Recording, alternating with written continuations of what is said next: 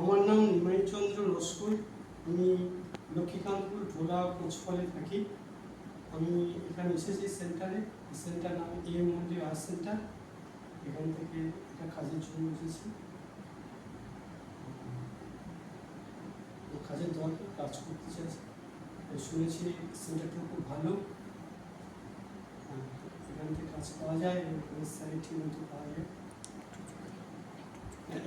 এখানে এরা ভালো ভালো জায়গায় কাজে দেয় এবং স্যালারিটাও ঠিক মতো পাওয়া যায় এবং তাতে আমাদের উন্নতি হয়।